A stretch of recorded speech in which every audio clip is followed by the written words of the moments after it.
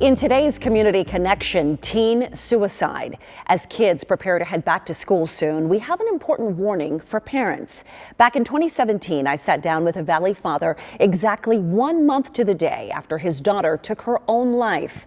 We look back at this dad's heartbreaking plea to make sure no other family misses the warning signs.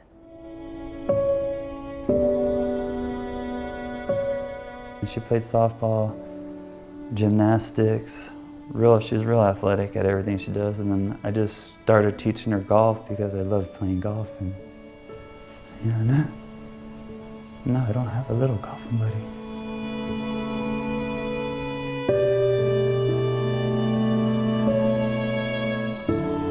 Levon Moats is describing his 13-year-old daughter, Anayi Ruiz, a bright, outgoing student at Safford Middle School, a few hours outside Phoenix. I guess her mom had said that, or she had told her mom that she was being bullied. Levon claims his daughter kept complaining about two boys at her middle school. She told her mom that they were pulling her hair, slapping her upside the head, calling her names, stuff like that.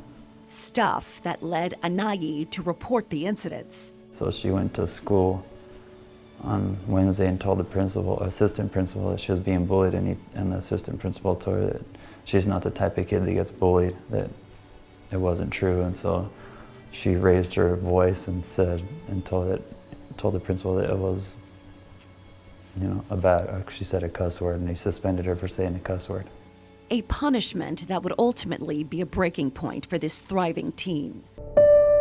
Her mom, Erica, called me screaming and told me that Annie had hung herself, and I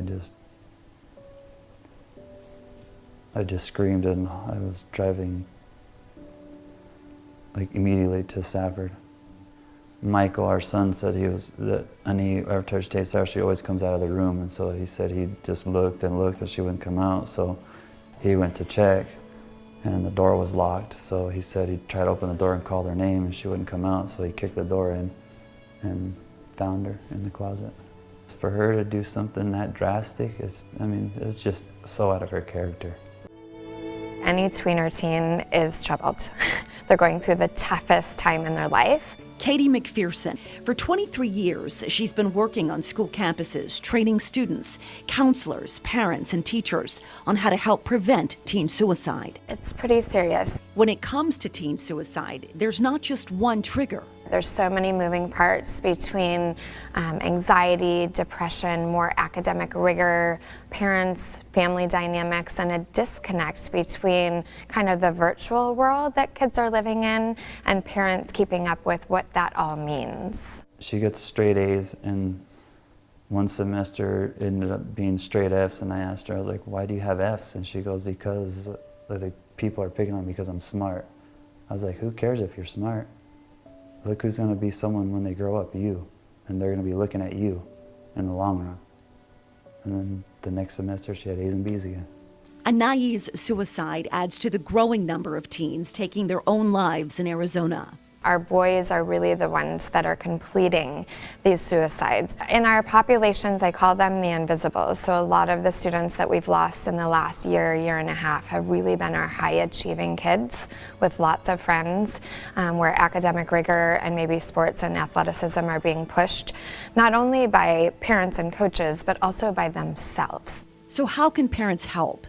McPherson says start by stopping those one-liners. Suck it up. Let it go. You need to calm down. Well, why don't you find some new friends? Walk away. Those are really good intentioned one-liners, but behind them there's not a whole lot of meat or strategy for the kid to latch onto and say, okay, this is what I need to do with this kid that's bothering me. All families should not be afraid to go through their child's phones and electronics and whatnot and talk to them, because it just happens in an instant. So don't be afraid to ask. Do you feel you did enough? No, I don't think I did.